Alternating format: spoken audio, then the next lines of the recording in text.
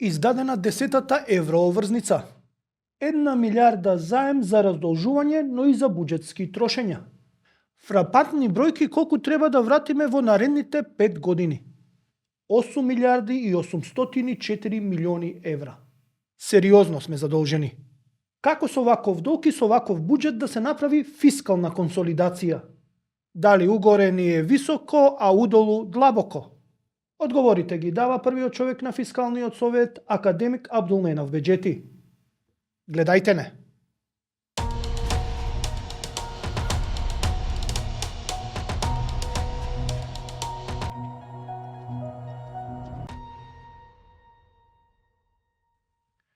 Да, како што најавив, во студиовот ни е гостин председателот на Фискалниот совет и академик, тоа е господинот Абдулменав Беџети. Добре дојдовте. Добре најдовме, благодарам на поканата. Знаеме, жешки теми има нешто на почетоков од годинава. Ајде првен ќе почнеме со она што е можеби најинтересно, а тоа е еврооврзницата. Некако брзо помина во јавноста анализата на издавањето на 10-та поред еврооврзница, која што е од 1 милиарда, со тоа што првпат се поделува на две, односно има две рочности, 500 милиони доаѓаат за 4 години, а додека 500 милиони за 8 години. Каматите се различни исто така, но според сите анализи првични не се лоши каматите, ако се земе во предвид дека Еуриборот е релативно висок, односно кога ќе се прави споредба со сите останати евроврзници, каматата доаѓа малце дури и пониска, односно најниска, бидејќи Еуриборот во тие времиња беше многу понизок од сега. Но ајде да анализираме. Вие, како што реков, сте председател на Фискалниот совет, ве чека интересна работа сега конкретно на јануари да дадете у суштина една завршна оценка за 2025, но првото она што ме интересира, 1 милиарда, многу или малку задолжување, ново задолжување, да се раздолживме 700 милиони, но 300 останаа за буџетски потреби. Па, генерално, како што кажавте и вие во вашиот вовед, дали е тоа многу или малку, зависи од потребите и од околностите. И како што знаете, нас ни втасуваат сега во крај на јануари, ни втасуваат долг од околу 700 милиони евра за да вратиме од претходната врзница и нормално дека се потребни одредени извори за финансирање на тековните потреби на буџетот, тоа е финансирање во однос на дефицитот. И од тука таа 1 милиарда мислам дека е оптимална гледајќи во однос на обврските буџетски што доаѓаат. Е оптимална во смисла на обем, големина, износ, но сметам дека уште пооптимална дека првпат ние направивме вакво раздвојување и рассепкување во две транши, односно два дела. Бидејќи околностите на пазарот за финансирање на буџет се многу тешки, односно се многу скапи. Изворите се скапи. Од тука тоа не беше направено на памет. Знам дека Министерството за финансии правеше одредени анализи како да се оди, имаше одредени размислувања, одредени дилеми, сметам дека имаше и соодветни консултации, така да е дојдено до такво решение да се издвојуваат во две транши и тоа што е најважно, од двете издвоени транши се оди со различен период на втасување. Првата, како што рековте, на 4 години, кој што се разбира врз основа на тоа е во ниска каматна стапка и тоа е некаде 3,875 стапката, што прилично, како што кажавте и вие, е прилично добра каматна стапка во однос на околностите на пазарот на капитал, Еурибор и другите услови во однос на финансирање. Второто е втасува за 8 години со 4,75. И двете, ако ги гледаме во однос на каматна стапка, сметам дека се прилично оптимално, имајќи предвид состојбите генерално и глобално и регионално, во контекст на непредвидливоста. Значи, ние имаме многу непредливив амбиент, макроекономски амбиент, генерално, но најверојатно инвеститорите цениле дека државата си ја задржува на одредено ниво рангирањето, стабилно се оценува од агенциите кои што вршат рангирање на земите, и од тука тоа е добар индикатор во однос на довербата во земјата. И затоа сметам дека каматите на таа основа се оптимално и добри во сегашен момент, затоа што дури и домашните каматни стапки се и поскапи. Сега доаѓаме до прашањето цена дека е стабилно на еве. Малце сум збунет, следам економија веќе 3 децении, малце сум збунет бидејќи нашиот јавен долг е историски највисок. Мислам имавме повисоки, околу 62% во еден момент, но тоа варира со порастот на бруто домашниот производ, не се намалува апсолутната бројка, туку расте бруто домашниот производ, но еве варираме од 58 до 62% некако ни се движи во последниве 5-6 години јавниот долг. Со ваков јавен долг да имаме добра оценка, односно да имаме ниски камати, малце ми е нелогично, бидејќи ние мора да спомнеме за сите што не следат, ние имаме неинвеститорски кредитен рейтинг од агенциите, односно имаме 2B плюс минус со стабилен изглед, додека инвеститорскиот се смета 3B и нагоре, односно веќе во А и 3B. Малце ми е чудно, односно економски нелогично. Каде гледате вака да ни дадат вакви камати во вакви услови? Јас сметам дека се смета за поволне амбиентот во однос на тоа какви се околностите во другите земји во поширокиот регион. Во Европа јавните долгови рипна многу високо. Единствена Германија до минатата година беше земја најдисциплинирана, кој што беше до ниво 60% од бруто домашен производ. Они го сменија сега, мислам, го сменија лани, сменија законот прв пат, и тие сменија, би рекол, основното нешто се случува, и тоа заради финансирање на војните потреби, односно за финансирање на одбраната. Кога другите земји ќе ги видиме, знаете дека има земји кои што се задолжени со над 120-130%. И сега ретко кога ќе најдете земја со понизок јавен долг односно во регионот. Ако одиме југоисточна Европа, исто така земји до нас се прилично доста задолжени, освен Косово. Значи, ние во земјите на Западен Балкан, 6 земји на Западен Балкан, само Косово е на многу ниско ниво на јавен долг, дури е негде 16-17%. Потоа, Босна и Херцеговина стои исто така добро, под 60%, околу 50 и нешто посто, другите земји се прилично на високо ниво. Со тоа што правеле, успевале да прават консолидации. Например, најдобри консолидации последните 5 години има направено Србија.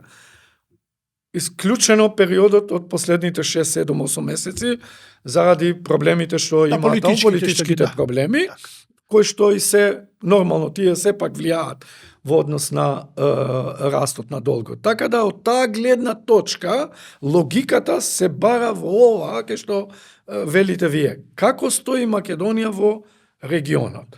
Инаку, во земјата се прават напори за консолидација во однос на јавниот долг. Ние зборуваме цело време Горан за така наречената формалната граница на јавен долг, што е дефинирано така 60% од бруто домашниот производ. И таа варира исто така, зависи прво и што пресметувате во неа. Мора да бидеме прецизни и јасни во тој дел дека ние имаме одредена висина на долг кој што е невидлив долг. Да, ќе зборуваме за јавниот долг, морам да остана малце и на евроврзницата. Зборувавме од аспект на камата дека е добро рочноста поделено, но еве зошто е добро според сите анализи поделбата на рочноста на 4 на 8 години, односно 500 милиони да ни дојдат за 4 години, а 500 милиони и за 8 години, да со различна камата. Зошто е тоа добро и дали гледате малце одговорност во ова, бидејќи некако ќе дојде раздолжувањето на било која идна влада кога ќе бидат 2 години на власт, во суштина нема да им дојде ни на крајот кога ќе треба да пуштаат повеќе пари или на почетокот кога ќе треба да прават реформи, ќе им дојде некаде околу средината на нивниот мандат на секоја идна влада, односно на 2 влади од сега, на наредната и после неја, без разлика која ќе биде. Дали е и политички опортуно и добро, не опортуно, туку добро, вака да се поделат доспевањата? Ја мислам дека секако се добро, за да биде теретот превземен во однос на различити структури владини, кои што би требало доколку настануваат, нели? Меѓутоа, политичките циклуси треба да бидат усогласени и со економско-финансиските циклуси. Така да од таа гледна точка тоа е добро. Ние имаме оваа година и до година и идната година 27 некаде по 1,6 милиарди евра без делот на каматите, Без каматите, што ме за да збуниме, не? вратиме. Потоа највисоко имаме 2028 година, кога ни е 1,95. Така, скоро Тогаш ќе 2 биде милиарди. тоа многу тешко, затоа што тогаш дури каматите се предвидува да изнесуваат најмалку 400 милиони плюс. И тоа ќе биде тешка година. Доколку задржуваме стапка на раст над 3-5% годишно, најверојатно нема да биде одскокнуван многу јавниот долг. Спротивно, ние ќе бидеме во тешка ситуација во 2028 година, доколку не се постигне стапка на реален раст од најмалку 3,5%. Значи мора да го запазиме тој раст за да можеме да остане јавниот долг под 60. Релативно да остане под 60%. Под 60. И покрај тоа што според евиденциите што ние ги имаме, некаде над 700 милиони евра се втасани долгови, а не пријавени. Тие се регистрирани во Министерство за финансии согласно законот. Така. А колку се плюс нерегистрирани, тоа никој не знае. Никој не знае. Затоа мене малце ме збуни една бројка, значи јас на пресконференцијата која се презентираше евроврзницата, беше изнесена една фрапантна бројка дека треба да се вратат 8,8. 8,8 милиарди, 8 милиарди 804 милиони евра Така во е наредните опресет. 5 години. Да. При што јас бев збунет бидејќи јас ги гледам фискалните стратегиите за управување со јавен долг и кои ќе се соберат со ревидираната се 6,2 милиарди, а без ревидираната старата стратегија за 25-та што е донесена за управување со јавен долг беше некаде околу 6,6 милиарди, значи со ревидираната е 5 милиарди. Да, не ги зема во предвид каматите, не ги има во стратегијата, после ги додадов каматите, но повторно доаѓаме до 8 милиарди некаде. Зависи 8 и како нешто. сте ги пресметале каматите. Затоа што разликите се тука. Ние имаме направена одредена проекција, Така. односно одредена анализа финансиска, фискална, колку е тежината на каматите за наредните 6-7 години. Поточно до 2034 година. До 2030, значи за 5 години некаде околу 2 милиарди доаѓаат. Кои ќе се додадат на 6 околу 8 милиарди, 8 милиарди и 200, така е. но повторно од 8 милиарди и 800 некаде околу 600 милиона евра Има се години Зошто? кај што каматите ќе дојдат до висина од пола милиарда. Да, знам, мислам дека 2030 ќе биде пола милиарда, Така е, така е. 493 милиона мислам дека ќе биде. Така да најверојатно тоа е капитализирано во однос на пресметувањето, кај што министерката изнесла податок од 8,8 милиарди, вклучително и каматите кои што втасуваат. Можеби и дел од тоа пресметало и дел од непријавените пријавените, втасани, а не платени Да, она офрски. го спомна тоа дека и на пресот го спомна, ние не го забележавме многу, дека има кредити што се земени во 2018-2019, но не се арчи парата, бидејќи проектите стојат. Но они ги пресметуваат и тие кредити, односно Сигурно, плаќањето, и затоа е таа бројка. Има и плюс гаранции на јавни предпријатија, кои што исто така падаат на терет на буџетот, бидејќи истите не можат да бидат сервисирани. Ние имавме пред 2 месеци, 3 месеци падната гаранција на терет на буџетот. Така да најверојатно кај министерката ги пресметола вкупно за да изнесе вкупниот износ колку е фискалниот ризик по основа ова, и мислам дека е тоа добар пристап. Тоа е конзервативен пристап. Тоа е пристап кај што ќе ги соберете се, за да знаете на што сте. Така. И мора еднаш да видиме исчистено база на податоци, бидејќи ние имаме варирани износи кои што не се пресметуваат редовно, не се пријавуваат редовно. Кој може да знае какви се фискалните консеквенции на различити акти донесени од државата, донесени од било од влада, било од локална самоуправа, не кажувам договори превземени оврски, акти само донесени, одредени одлуки, а кои што не се присметени во делот на фискалните обврски. Јас само еден податок ќе ви кажам. Ако земаме уредбите што владата од 2024 година ги има донесени актите само во секторот на високо образование во однос на усвоената уредба за критериуми и мерила за финансирање на високото образование се плюс стотици милиони евра кои опште не се предвидени во буџетот. Не се предвидени. А декретот ги предвидува, односно уредбата ги предвидува. Преземени обврски, тие стојат. Законски се превземени тие обврски, меѓутоа не се претворени и прикажени во бројки. Така да, од таа гледна точка сметам дека многу поконзервативниот пристап, подомаќински пристап е да ги знаеме на што сме сметките час. Доаѓаме сега до прашањето 8,8 милиарди е сериозна бројка за 5 години. Ние имаме мала економија, мала и отворена економија. Гледаме што ни се случува во регионот, но и во цел свет. Еве денови е актуелен Давос, Гренланд, значи чекаат сите што ќе биде нови тарифи, ќе има, ќе нема, ќе се влошували состојбата. Гледаме Венецуела, Иран, гледаме што се случува. Едноставно имаме обкружување прилично нестабилно. Колку може да не извади од колосек овие 8,8 милиарди во наредниве 5 години и во суштина да не можеме да испорачаме раст, бидејќи ќе треба да се грижиме за сервисирање на овие. Па сега би се вратил ја на тоа што подвлеков, дека едно е определување релативен однос на формална граница, а постојат ние во економија велиме уште две најважни граници, тоа е фискалната граница, тоест односот во однос на цената на чинење на финансирањето, тоа е каматите стапки, во однос на растот, во однос на долгот и во однос на вкупните приоди. Значи, ако земаме само оваа фискална граница, тогаш ќе видиме дека периоди кога цената на чинење на парите е многу повисока, финансирањето е многу скапа, ова е најкритичен дури критериум од формалниот критериум. Видите, директно ви генерира стапка на камата која што треба да плаќате повисока од растот. Тогаш вие апсолутно влегувате во црвено. Втората уште полошо е релативниот однос во однос на тоа како влијае долгот во економскиот раст. Таа каузална поврска, нели? Каузалната врска помеѓу долгот и економскиот раст.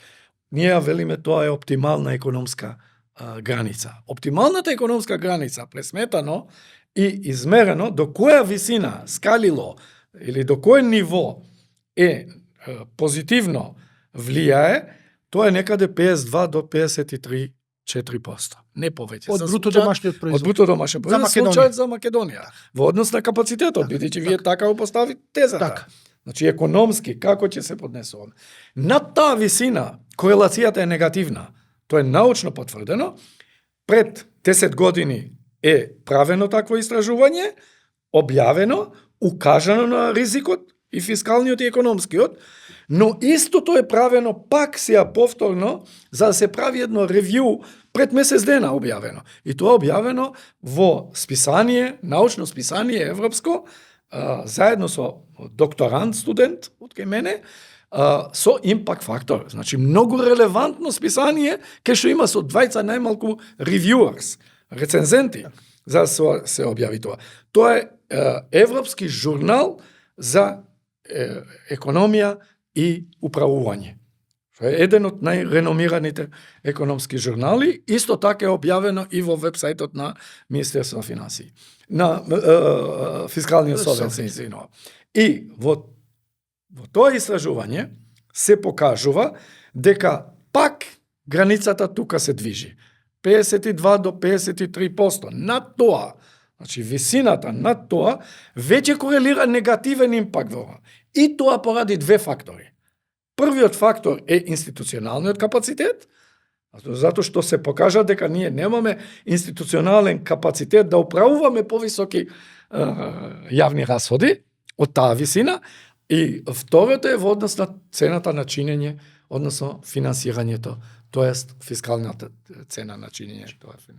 Овие два фактори доминантно влијаат и со тоа директно го загрозуваат интензитетот на растот на економијата. А интензитетот на растот на долгот е многу повисок од интензитетот на растот на економијата. Кога овие равенки ќе се нарушуваат, тогаш се доведува во прашање фискалната стабилизација, одnosno консолидација. Првава пауза да направиме за нашите пријатели на подкастов.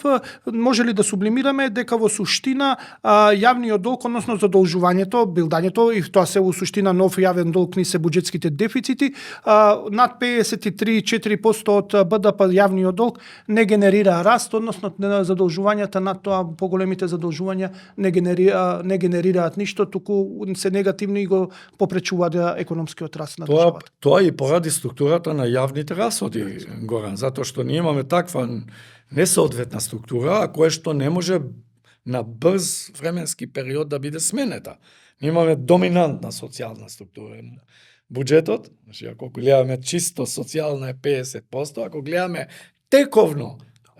тековни расходи спаѓа 90% од вкупниот буџет. И само 10% не се капитални. Само 10% капитални. Овде е време за првиот пауза, ќе се вратиме со академик Абдулменав Беџети да зборуваме и за исто така, например, за фискална консолидација, за буџет структурата зборуваме, дали е во што можно нешто да се промени и за приходите во 2025 кои потврлија за сериозни 8% поени. Останете со нас, се враќаме после нашите пријатели кои што возможуваат да се реализира овој подкаст. Знаеш што ги прави празниците магични? Таа неодолива насмевка за тебе, омилениот колега. Возбудата која носиш со само еден потек, како прав другар. Радоста која не можеш да ја сокриеш. Оваа неискрена реакција која едноставно не можеш да изглумиш. И сите оние мали моменти кои те инспирираат за нови изненадувања. И овие празници споделуваме добри дела со оние што ни значат. За во новата година да бидеме уште посрекни, повесели, подобри. Срекни празници. Витаминка.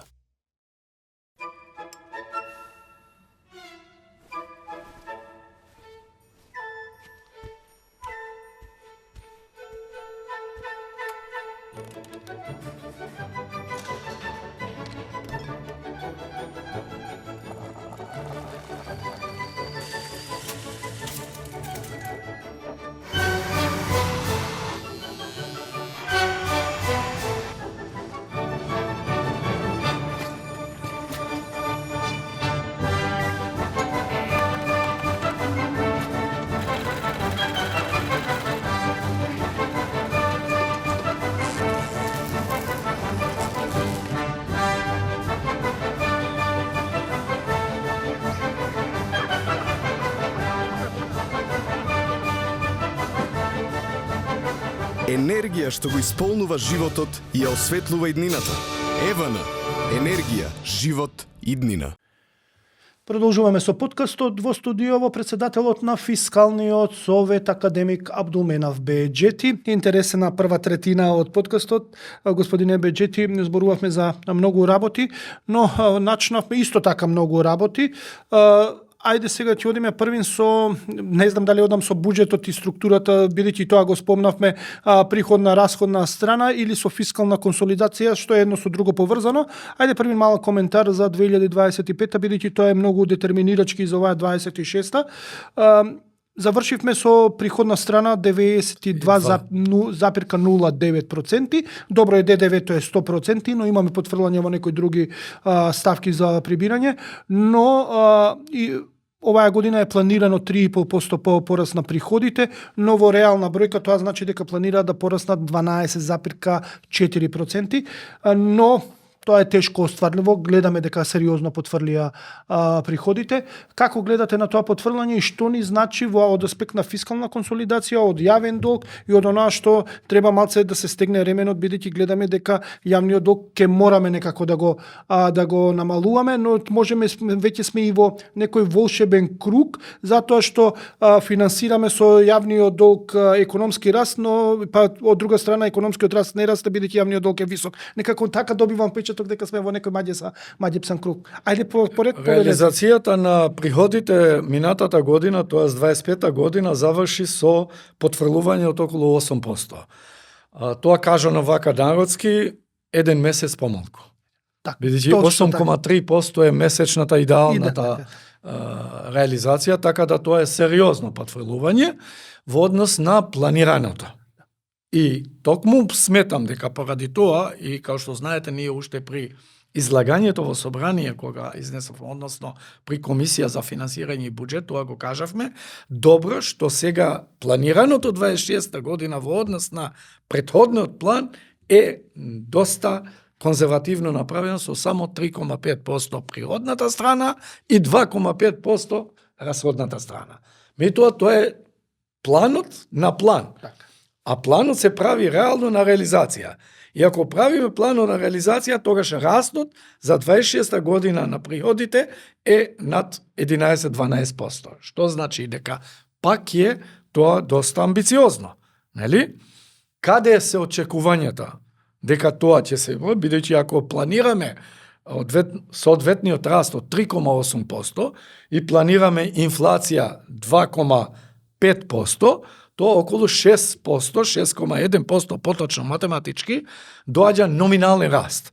Значи, некаде околу 4-5% ние ќе треба да зголемиме наплатата на приходите, без да ги покачуваме стапките, никаде. Така. И скоро немаме никаква промена, освен малку во однос на ова границата на промената на износот во однос на онлайн купувања. Но тоа нема некој импакт, тоа е некаде годишно, ако сме добро пресметале, некаде околу 250 до 300 илјади евра годишно износот ќе биде, така да разликата од 5-6% е пак голема проекција. Сето тоа ќе би требало да биде направено врз основа на намалување на сивата економија, односно фискалната евазија.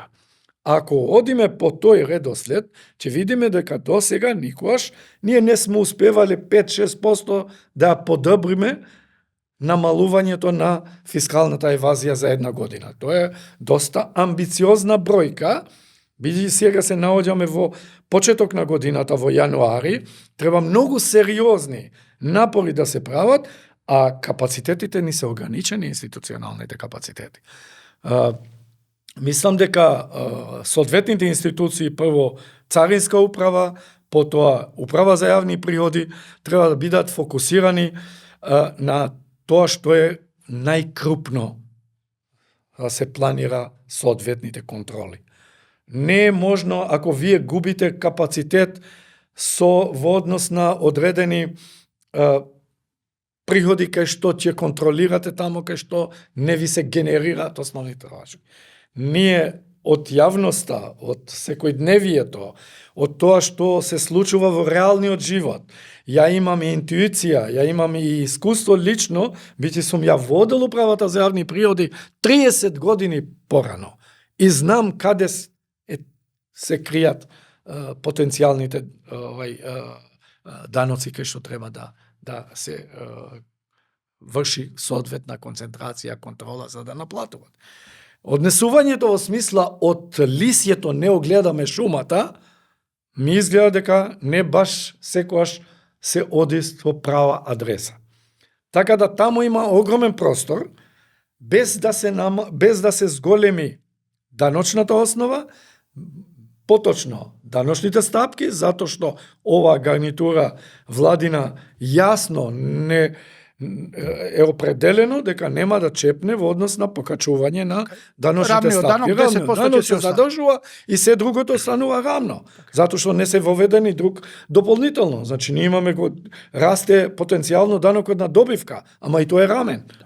Чим остануваме на исто ниво. Не се вклучува данокот на имот, како што треба да биде наплатен, ако што е тоа на локална самоуправа. Тамо даночните основи се депримирани. Се уште на стан кој што кошта 200.000 евра, вредноста вие 80.000 евра на кој што даночувате. Ето што значи тоа? Тоа е огромен. Значи во тие аспекти државата има голем простор за подобрување на наплатата на јавните приходи, а не да трча по некои ситнари и да троши капацитет на ангажирање, а да нема ефекти од тоа. Така да ефективниот данок е многу важен. Ова е еден аспект. Вториот аспект е во односот во делот на крупните даноци. Не само ДДВ, акцизите потфрлуваат. Вие имате ефект од инфлација. Значи, ако имате базична инфлација 15, 16, 20%, на кое што се плаќаат исто и ДДВ. По автоматизам не може да имате наплатата на ДДВ да биде 95% или 92% на годишно ниво. Добро, 100% е од планираното. Номинално. Се разбереме. Така. 100% е номинално. Реално е друго. Затоа што инфлацијата и даноците се на некој начин вид на инфлација. Така е. Чим вие наплатувате на покачени цени, ќе видите колку тоа реално влијае во делот на потрошувачката на крај. Тоа е приходната страна, која што има простор за да се целосно реструктурира и подобро. Кога одиме во расходната страна, и обично истражувањата покажуваат дека расходната страна создава повеќе простор за консолидација. Сега влегуваме и во делот на консолидацијата. Ние речиси кај стоки и услуги, речиси сме го исцрпиле фискалниот простор тамо. Доста е намалено од време на ковид кризата до денеска и продолжува тоа и тоа е добро. Меѓутоа, во другите делови ние немаме доволен фискален простор во фискалната консолидација. Јас ќе ви кажам и податоци, кои што конкретно има индикатор во кој се мери, така наречен Consolidation Factor Index. Значи, факторниот индекс на консолидација, кој се состои од буџетски дефицит, промени на јавниот долг, собирање на даноци и структурните реформи. Тоа е еквивалент. Тоа е равенка. По тој основ, ние, Македонија во 6 земји на Западен Балкан, стоиме релативно добро. Не сме најдобри. Имаме ефект, оценката е од 10, максимум 7,2. Само кај буџетскиот дефицит, биде одиме постепено намалување, нели? Бевме на 4,5, 4, 3,5 така. И така натаму, тука имаме оценка 8. Што значи добро одиме во делот на буџетскиот дефицит, ама не на терет на капиталните расходи. Тука доаѓаме дали беше почесно да се признае, и јас ја засапувам таа теза, еднаш да кажеме да мораме да финансираме државата со одредени средства, не преку капитални инвестиции, ние можеме да спроведеме 450 милиона капитални инвестиции, тоа е некој просек, тоа е капацитетот на индустријата, на економијата, на административниот капацитет, на компаниите, едноставно 450 милиона евра е некој максимум каде што може да се на годишно капитални, а нашиот буџетски дефицит е 650. Година кажавме дека е многу добро што се направи така да рационално се проектира капиталните Така е расходи. 650 наспроти мислам повторно да го покријат буџетскиот дефицит. Најверојатно ќе биде одредено потврлување, но нема да заврши со 64%. 2025 година степенот на реализација на капиталните е 64% и тоа на ребалансот на буџетот, не на основниот буџет. Биџи во ребалансот еднаш се крати малку.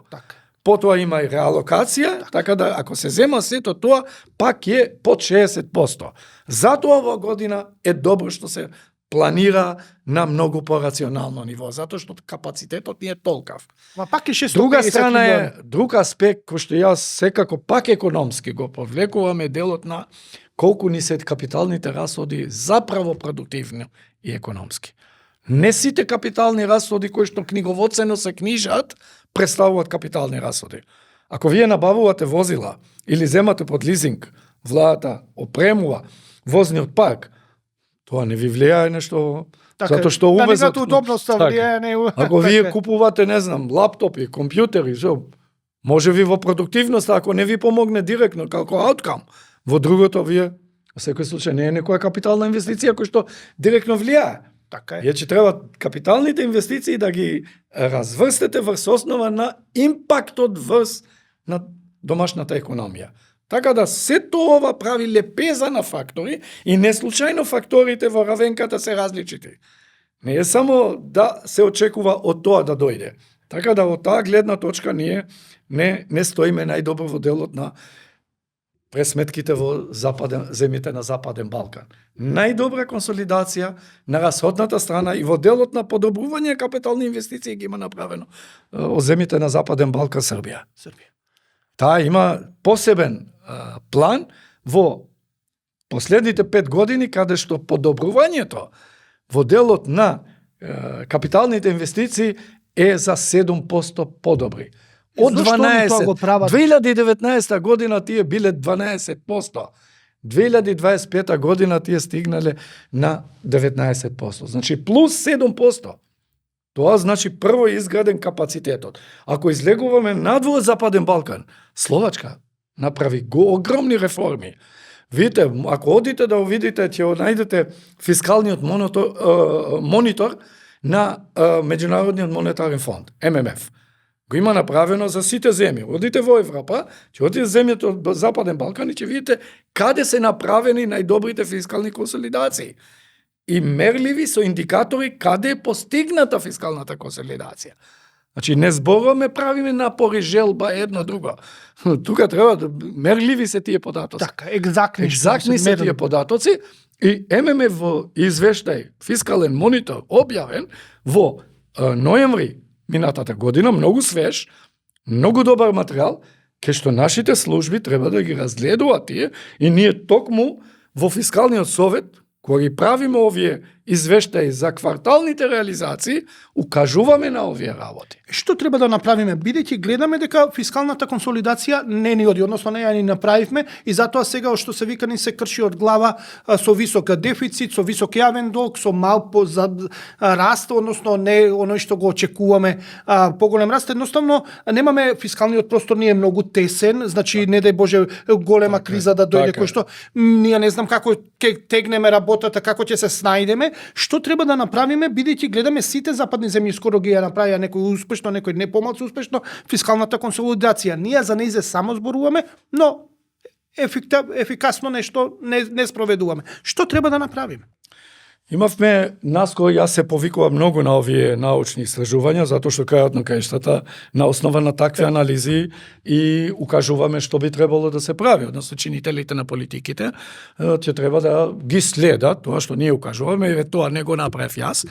Ангажираше експерт Светска банка, професорот Маријан го направи тоа, во однос на ефикасноста на социјалните трошоци, односно трошоците во буџетот, буџетските трошоци за социјални програми.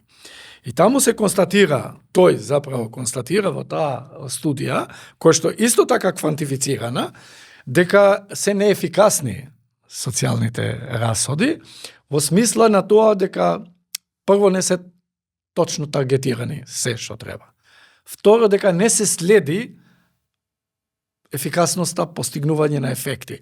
Ако вие имате зацртана одредена политика и вие мора да ја мониторирате таа политика и да ја измерите. Значи, економијата сепак е екзактна наука.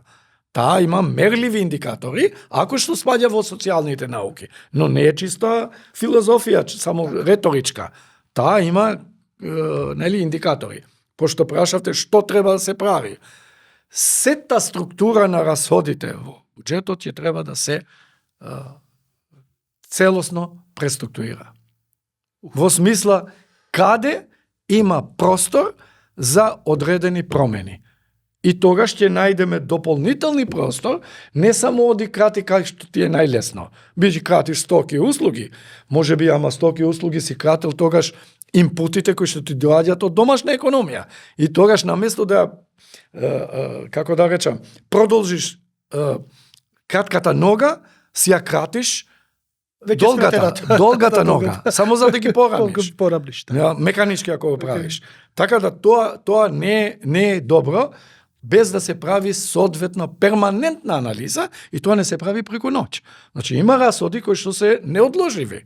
Вие не може да ги одложите исплатата на платите за јавна администрација, државна администрација и така натаму.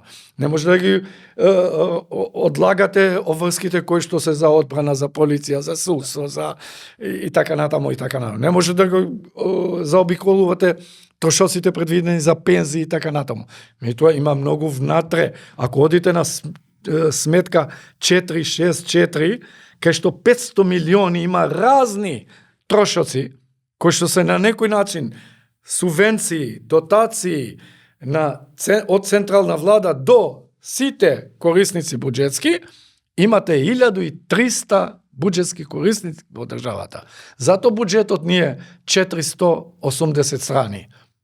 Јас сметам дека има многу простор во тој дел да се прави тим кој што постојано ќе работи само на тоа.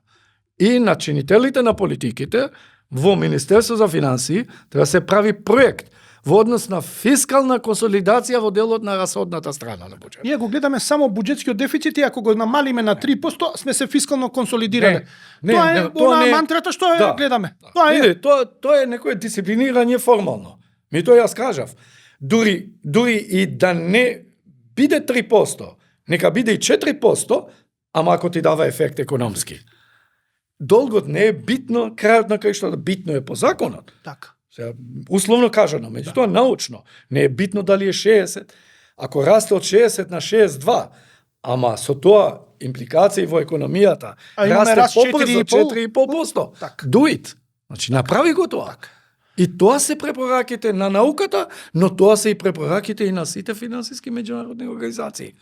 И Меѓународен монетарен фонд, како што ви кажав, фискален монитор, и Светска банка, и сите други, тоа си го препорачуваат. Така да ние си влегуваме некоја, не знам, тесна кошула и робуваме на тоа и без да видиме што тоа влијае. Структурни реформи не случајно се елемент во равенката за фискалната консолидација, индексот на фискална консолидација. Сега доаѓаме до структурни реформи, само ги слушаме. Мислам, сакаме ги изборуваме структурни реформи. Први, дали гледате политичка волја и второ, што би требало тие структурни реформи да бидат и колку би биле болни, бидејќи на крајот од денот сите сакаме да не ни се случи нас, нека се случи во идни на некого, ние да не го понесеме товарот. Тоа е размислувањето на грото од граѓаните. Како би го толкувале поинаку Горан, ако не по чисто политички, нема ни една проекција кај што е предвиден раст од 9,7%, како што се предвидени растот на пензиите. Знаете, вие дека денеска е подобро да бидете пензионер отколку вработен. Да. Во моментот. Да не кажуваме во одредени сегменти, сектори и така натаму. 9,7% се проектиран пораст на трансферите на Фонда за пензиско инвалидско осигурување. Ниједна друга ставка не е растла 9,7% во делот на расходната. 7% се предвидени порастот на плати. Стигнуваме до бројка за вработени во јавна и државна администрација ненормално, кој што би требало да биде преполовена. Пак велам, тоа не е нешто што се прави преко ноќ. Тоа се прави во почеток на мандатот и тоа свесно, јасно и гласно превземање на одговорноста. Може би на крај на мандат и да губите, ама ќе излезете на следен мандат со многу затоа што имате што сте направиле. Дали прашавте има политичка волја? Секој пат кога ќе прашате, сите велат да.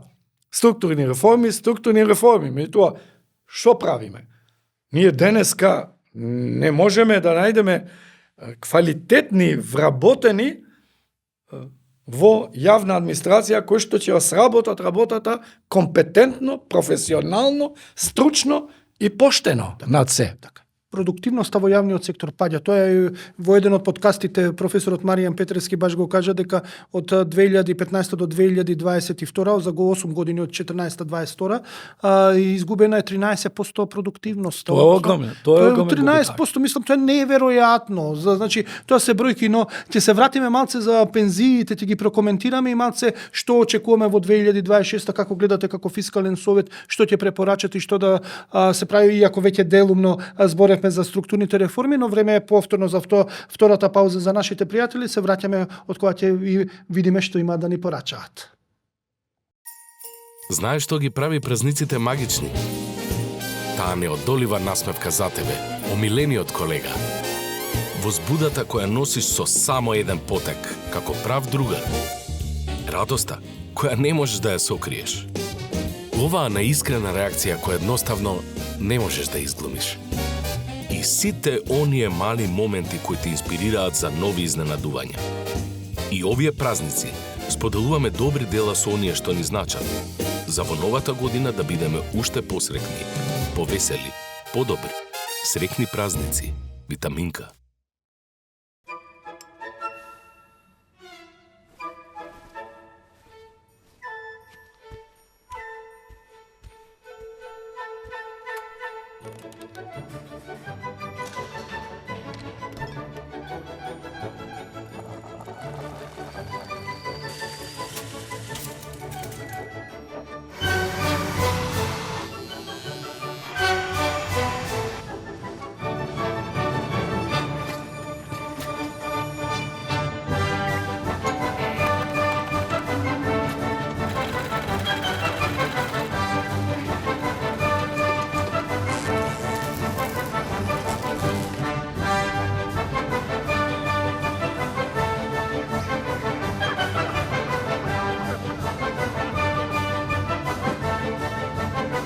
Енергија што го исполнува животот и ја осветлува иднината.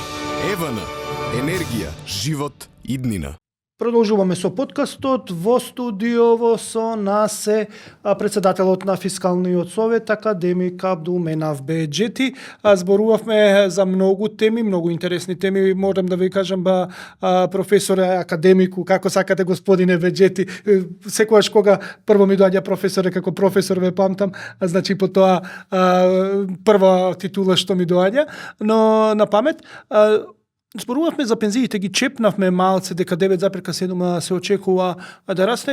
Јавна дебата има голема јавна дебата. Бројките се, хајде да кажеме, од аспект на буџет неубави, недобри, но од аспект на што е, например, сиромаштијата се намалува, односно се зголеми и целта е да се намали кај пензионерите. Во 2024 сиромаштијата кај пензионерите втора година поред се зголемува и онаа политика за линеарно зголемување можеби ќе даде резултати. Очекува владата да даде резултати, да се намали сиромаштијата кај пензионерите, но дали е добро линеарното зголемување и овака како што се прави во овој момент со пензискиот фонд, односно гледаме дека се повеќе и повеќе пари се одвојуваат од буџетот за сервисирање на потребите на ПИОМ.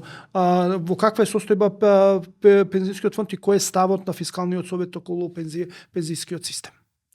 Видите, генерално насекаде пензиските фондови се во тешки ситуации, перспективно ако ги гледате, трендовите се влошувачки секаде, кога денеска со големи потешкоти се суочува една Германија со незините пензиски фондови, што да кажуваат другите земји кои што се во развој и во транзиција, кога пред 15 години во Германија најголеми финансиери, извори на финансирање беа од пензиските фондови, капиталните финансирања и така натака, така да не зборуваме кај нас, кои што сите индикатори се влошувачки.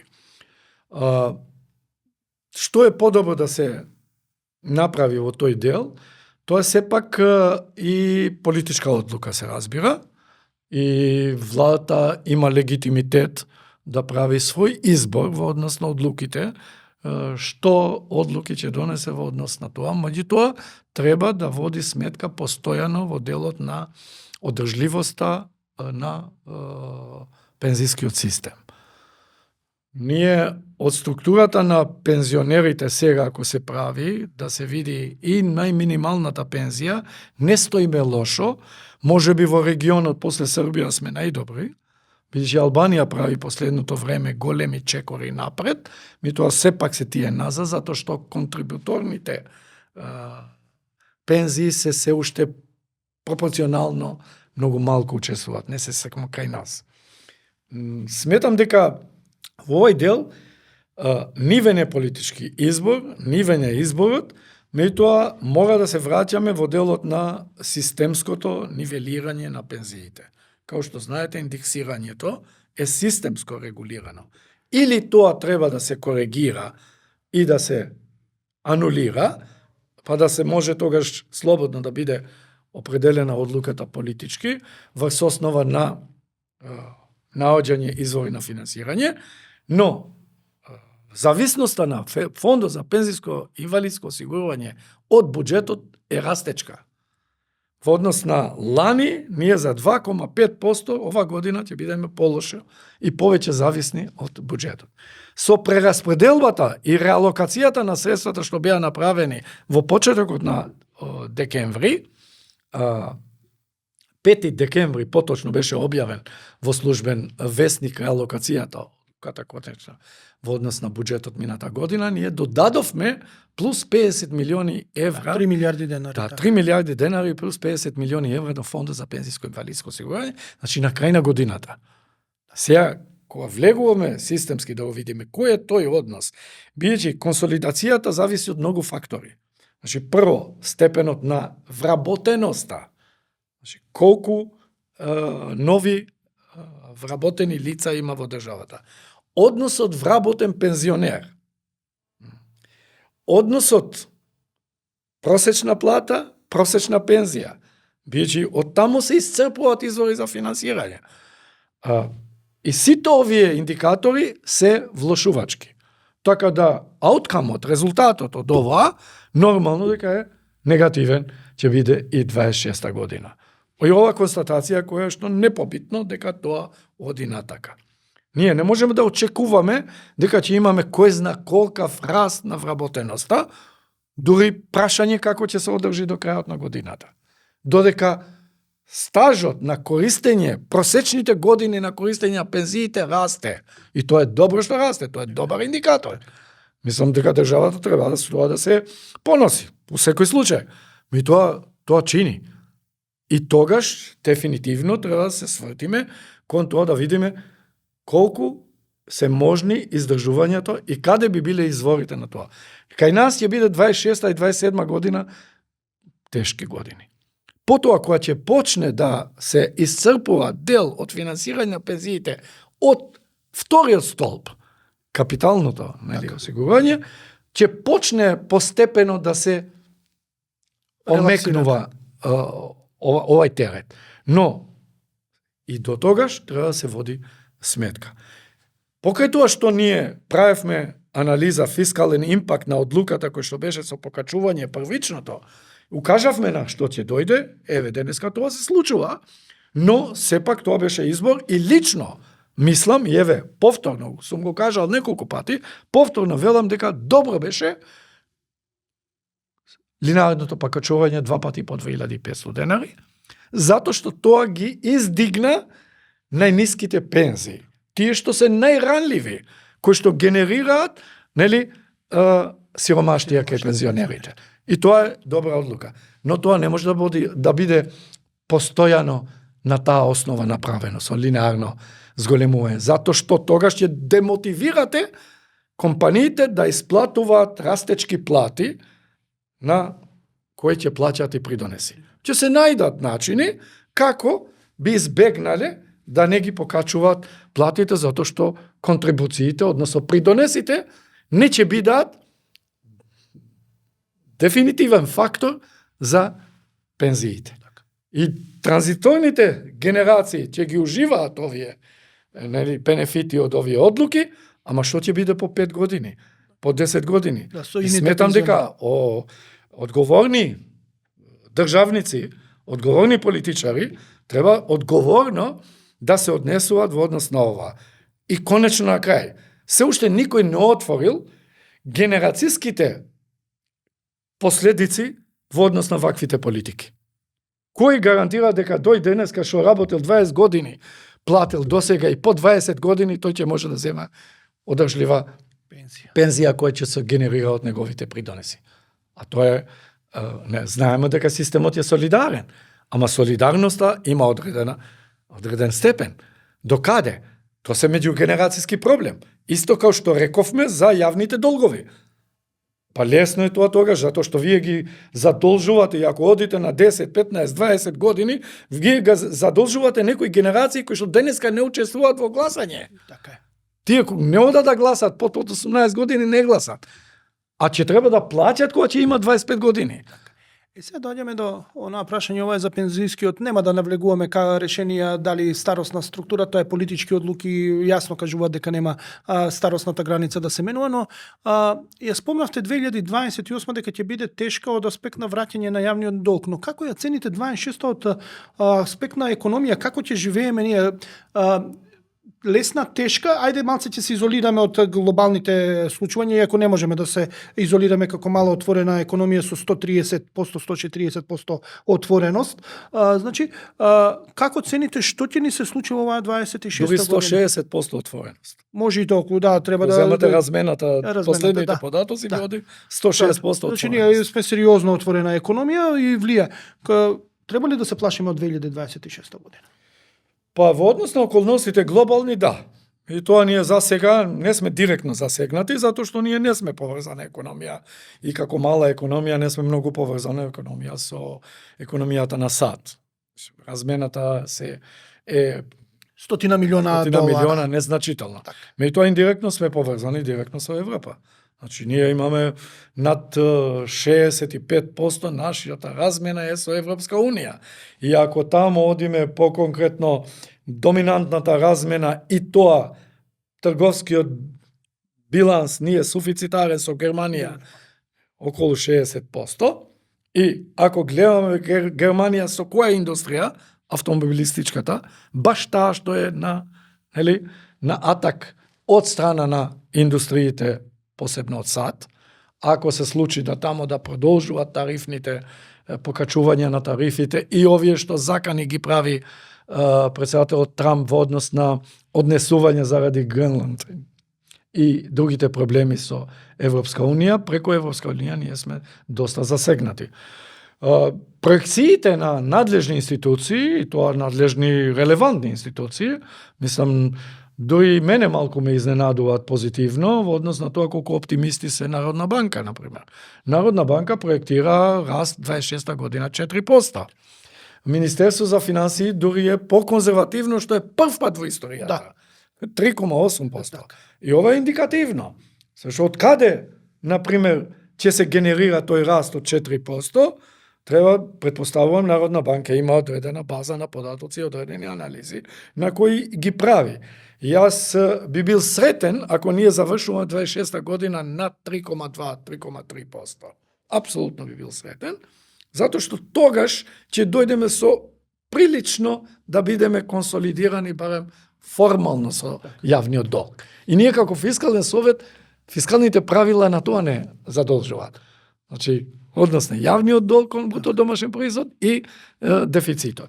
Така да од таа гледна точка јас се посакувам да останем реален дека нема да има вакви проекции затоа што растот во Европа за 26 година се предвидува просек 1,2 до 1,4%. Зависи која институција. Ако земате Европска централна банка, таа проектира 1,2. Ако земате, например, Светска банка и Меѓународен монетарен фонд ја предвидуваат 1,4.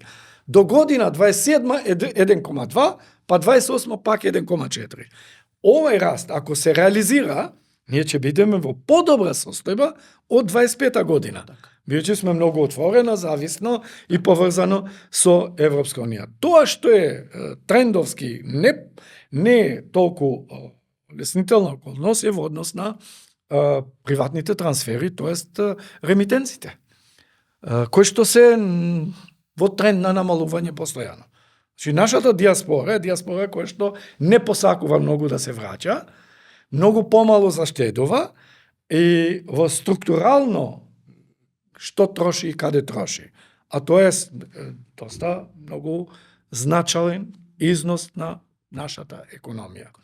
Така да, од таа гледна точка, да останеме реални, доколку растот биде приближно од 3,4-3,5%, ние ќе бидеме во добра позиција во однос на 26 година и во однос на фискалните параметри.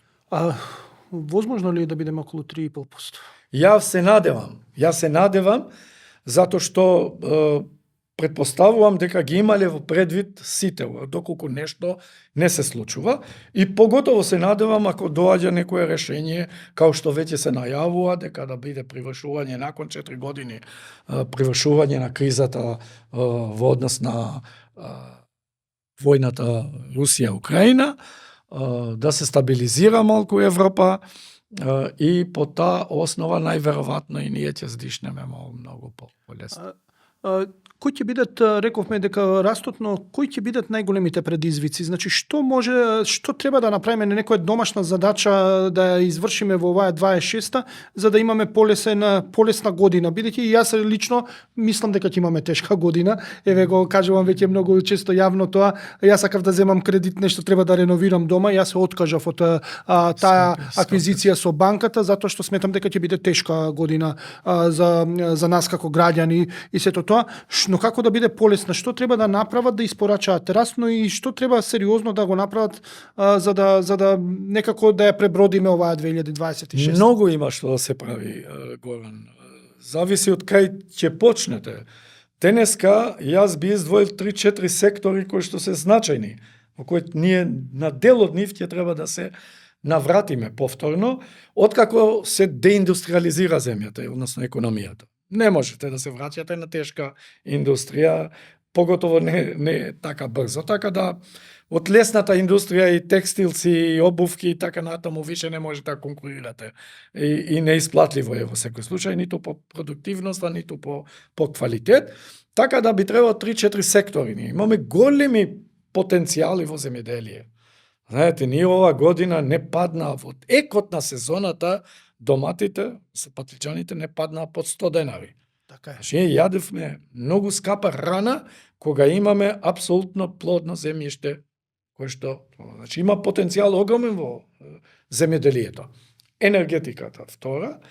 Трето е, значи, во секој случај, услугите, туризмот.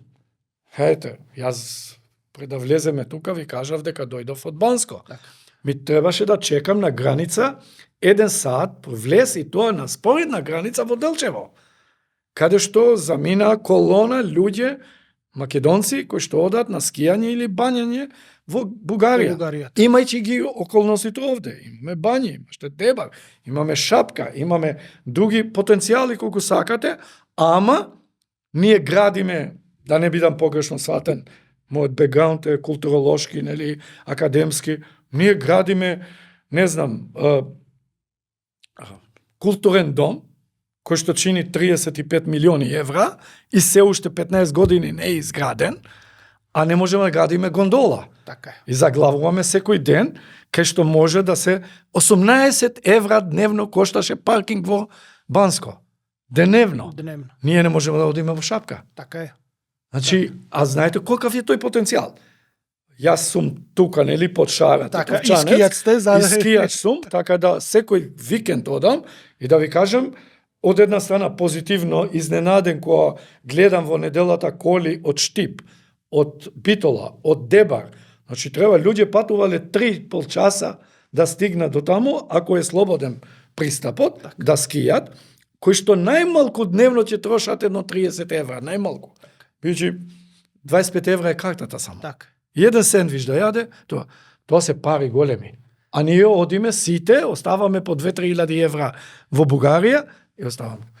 Сакам да кажем, имам многу што потенцијали кај што треба да се прави, само треба да се вратиме на сериозно. Од друга страна, градежништвото. Пак дали се поскапени материјалите 100%, што цената на становите се поскапени 100%? Од што е тоа? Побарувачка има. Кој ја прави таа побарувачка? По кои основи? Ето дека не се дават, нема детални урбанистички планови во локалните самоуправи. Не си носат деталните урбанистички планови намерно. Зашто се уште се надават во легализации. А знаете што значи легализација? Дека се тоа дополнителни пари, незванично, на црно и така натаму и така натаму.